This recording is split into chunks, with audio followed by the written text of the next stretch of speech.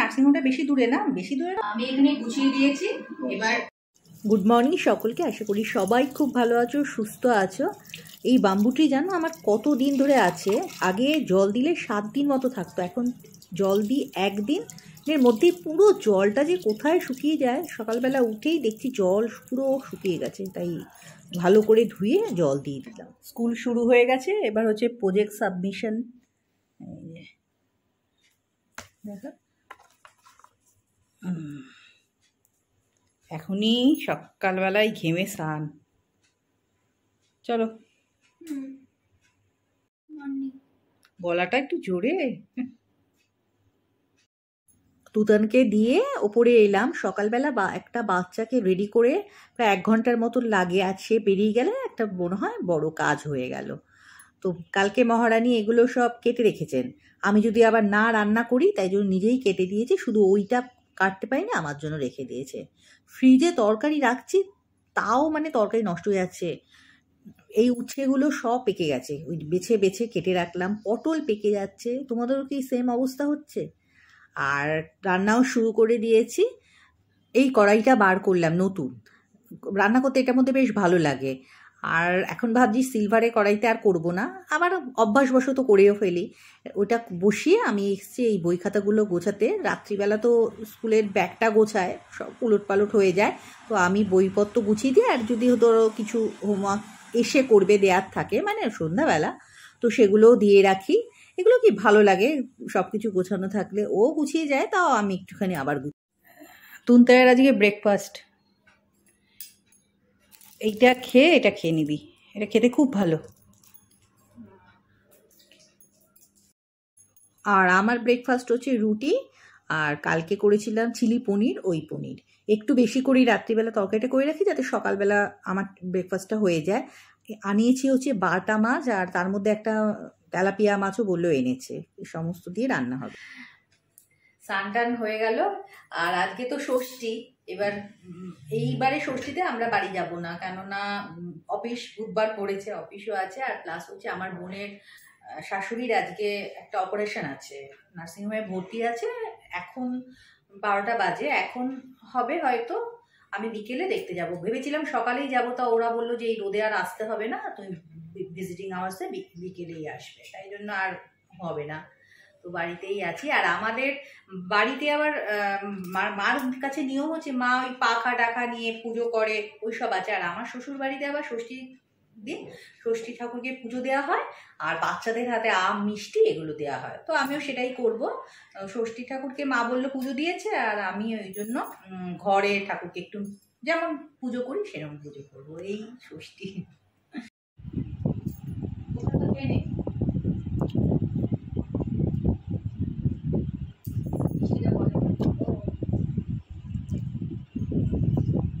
তোমরা আজকে মেনুটা দেখে হাসবে, ষষ্ঠীর দিনে বাটা মাছের ঝোল। আমি ইচ্ছে করেই আনিছি, রাত্রিবেলা একটু রিচ খাওয়া দাওয়া হবে, সকালবেলা তাই হালকা থাকুক। এবার আমি নয় রান্না করে দিলাম, যারা খাওয়ার তাদেরও তো শরীর পারমিটের একটা ব্যাপার আছে, সেই জন্য 4টের সময় যাব, এখন বাজে 1:10। ফোন করেছিলাম এইমাত্র, বললো যে এইমাত্র ঢুকিয়েছে। তা আমার এখান থেকে নার্সিংহোমটা বেশি দূরে না বলতেও তাও 20-25 মিনিটের রাস্তা। তাই আমি ভাবছি এখনই চলে যাই, কেননা 4টের সময় যাবো, তুমতান আবার তখন আসে খাইয়ে দাইয়ে না, 4টে থেকে 5টা 1 ঘন্টা একটা টেনশন থাকে। আমি বললাম তাহলে এখনই বেরিয়ে যাই, আর 3:30 4টের মতো আর চলে আসবো, এসে ধীরে সুস্থে ওকে খাইয়ে টাইয়ে দিতে পারবো। বেরিয়ে যাচ্ছি, কি গরম, মানে দাঁড়িয়ে দাঁড়িয়ে ঘেমে যাচ্ছি পুরো।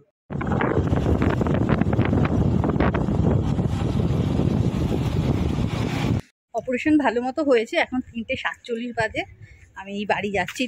ফোন করলাম, তুতানো চলে এসছে, এই গিয়ে এখন খাওয়ানো হবে। খাইনি আমি, তুতাকে বলে তোকে কিছু করতে হবে না, আমি গিয়ে খাই দেবো। বাড়ি এসে ওদের খাওয়ালাম, তারপরে সমস্ত কিছু পরিষ্কার করে উঠতে উঠতে 5টা বেজে গেছে। তারপরে একটু রেস্ট নিলাম, নিয়ে এখন তুমতাইকে নিয়ে যাচ্ছি, তুমতাইয়ের আই চেক আপ করতে যাবে, সেখানে যাচ্ছি। এবার কিছু রাত্রিবেলায় খাওয়া দাওয়া হবে, সেসবও একটু আনা। বাড়ি এসে দেখছি যে আমার একটা ফ্ল্যাটেরই বন্ধু, সে আবার চিংড়ি মাছের মালাইকারি, কচুর শাক দিয়ে ইলিশ মাছের মাথা ওইসব দিয়ে গেছে।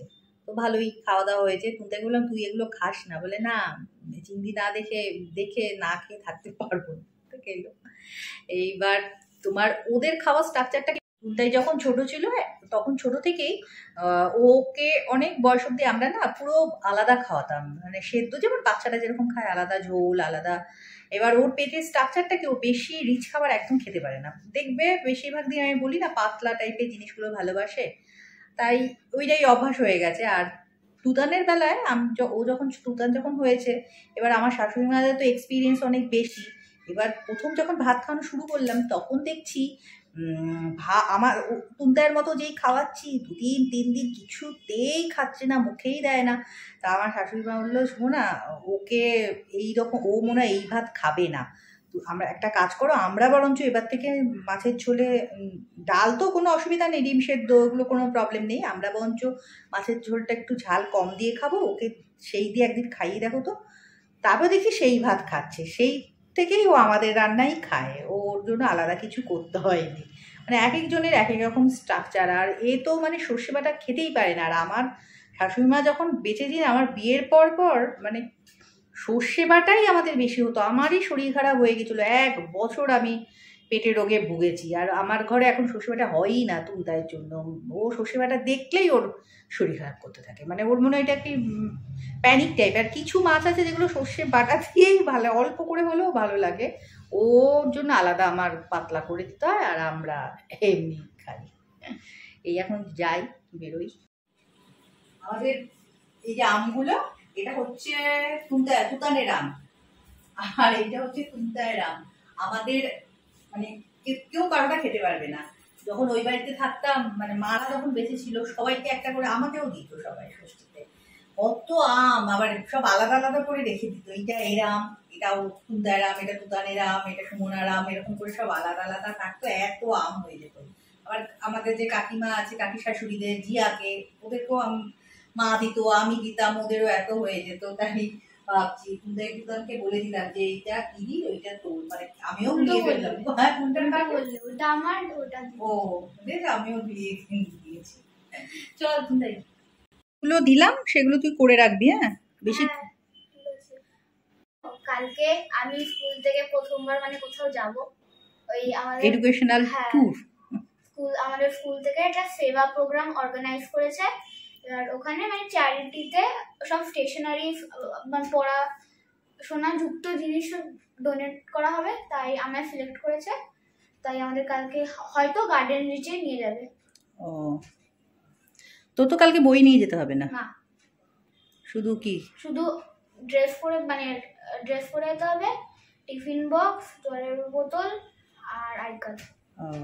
তাহলে ওই যে প্ল্যানেটেরিয়ামটা দেখালাম, প্রজেক্টটা, হ্যাঁ, ওইটা আমি আরেকটা টিচারকে দেখিয়েছিলাম, ম্যামটা খুব পছন্দ হয়েছিল। ম্যামটা আর কি, ম্যামের খুব পছন্দ হয়েছিল, তাই ম্যাম ওটা নিয়েছে। ওই ম্যাম ক্লাসে বোঝানোর সময় ওটাকে এক্সাম্পল হিসেবে ইউজ করবে। বাহ, খুব ভালো। টাটা।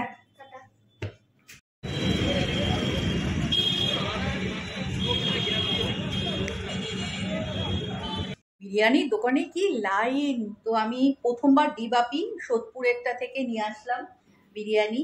তো এরা তো বিরিয়ানি মানে লাভার যাকে বলে, ফার্স্ট টাইম, এখন কেমন হবে জানি না, প্রচুর তো ভিড় হয়ে। তো আজকে আসতে বলেছিলাম, যেহেতু বোনের মানে এরকম একটা প্রবলেম বাড়িতে, তাই জন্য ও আসলো না। পরের বছর থেকে ভেবেছি যে একসাথে দুজনকে, মানে দুজন এই বাড়িতেই, ওদেরও বলে দেবো আমরা একসাথে খাওয়া দাওয়া করবো, আমার বাড়িতেই হবে, এটাই ভেবে রেখেছি। কেননা মাঠটা আমাকেই প্রক্সি দিতে হবে। আর এইসব রিচুয়ালসগুলো কি একটা আনন্দ, যে সবাই একসাথে হব, এটা একটা আজকে যেমন একটু ফাঁকা ফাঁকা লাগছে, প্রতি বছরই তো যাওয়া হয়, আগের বছরও গেছিলাম। এবার মার তো আস্তে আস্তে বয়স হচ্ছে, মার কদিন পারবে, মাকেও বলবো তুমিও চলে আসো, আমার বাড়িতেই হবে। আর অফিস যে পড়ে গেলে না খুব অসুবিধা হয়ে যায়। আগে যেমন একটা জামাই ষষ্ঠীর জন্য ছুটি নিত, এখন আর তো ছুটি অত পায়ও না। দেখা যাক কি হয় পরের বার।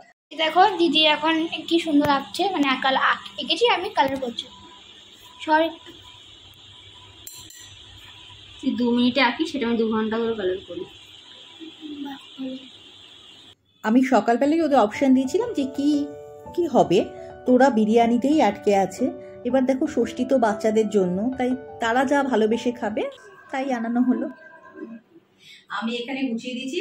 এবার একটা মজার জিনিস দেখো, বিরিয়ানি তো আনা হয়েছে, আর আমার বর আবার ভীষণ মোগলাই ভালোবাসে, সেই জন্য ওর জন্য আমি যেটা ভালোবাসি সেটা, উনি আবার ওনার জন্য মোগলাই নিয়েছে, তো এইভাবে দেওয়া হয়েছে। এবার রিভিউ কি আছে? রিভিউ বলতে গেলে জোরে বল, শোনা যাচ্ছে। এমনি রাইসটা খুব ভালো খেতে, ফ্লেভারফুল, আলুটাও ভালো, কিন্তু মাটনটা আমার মনে হয় দাদা বৌদিটা বেশি ভালো। ও দাদা বৌদি ওপরে উঠতে পারে না, দাদা বৌদি একটু বেশি ভালো লাগে। মাটনটা দাদা বৌদির হ্যাঁ, বেস্ট। দাদা বৌদির বেস্ট। মাটনটা ভালো দেয়নি মোটামুটি, মানে দাদা বৌদি যেমন পিসগুলো খুব ভালো ভালো দেয় না, এটা অতটা ভালো না। আর আপনার কেমন? আমারও সব জায়গার বিরিয়ানি ভালো লাগে, বড় দোকানের হলেও 600-এর বিরিয়ানিও যা লাগে 80 রুপিসের বিরিয়ানিও সেম লাগে। 80 রুপিস এখন পাওয়া যায় না বিরিয়ানি। ফোন দিয়ে টিভি দেখছে। কেমন খেলে? খুব ভালো। হ্যাঁ, বেশি পেটটা ভরে গেছে। বেশি পড়ে গেছে, ঠিক আছে। ভালো। হ্যাঁ, ঠিক আছে, এটা দিতে ভুলে গেছিলাম, দিয়ে আসি। এই তোমার জন্য একটা ছোট্ট গিফট আছে। তোমার দুটোর জন্যই পয়সা। হ্যাঁ, ভালো হয়েছে। এটা আনলে ভালো। আমি আলু দিয়ে খেলাম। আমি না বিরিয়ানি, মাটন বা চিকেন কোনোটাই ভালোবাসি না, আর বিরিয়ানিও আমি ভালোবাসি না, হয়তো 1 চামচ খেলাম একটু টেস্ট করার জন্য, কিন্তু পছন্দ করি না। আর তুতানের ব্যাপারটা হচ্ছে, তুতানের মাটনটা একদম বাজে পড়েছে, ওই জন্য ওর মনের মতো হয়নি। আর ওর এক মাথার মধ্যে যতই তুমি যেই দোকানের নিয়ে আসো, ওর ওই আর দাদা বৌদি বেস্ট, ওর কোনো দোকান পছন্দ হয় না। আজকে ভিডিওটা এখানেই শেষ করছি। কেমন লাগলো কমেন্ট করে জানাবে, যদি ভালো লাগে চ্যানেলটা সাবস্ক্রাইব করে পাশে থাকবে। দেখা হবে নেক্সট ব্লগে পরের দিন। সবাই খুব ভালো থেকো, সুস্থ থেকো, গুড নাইট।